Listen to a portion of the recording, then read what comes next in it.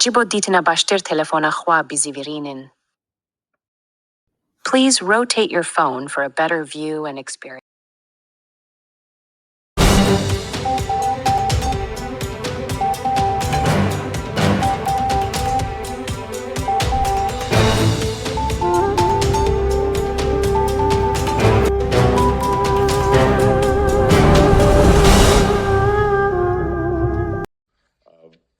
Oil exports when President Trump left office. I believe that they are now exporting in excess or approximately 1.7 million.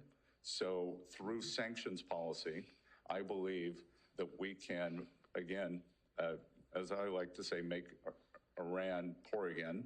Not the Iranian people, the Iranian government.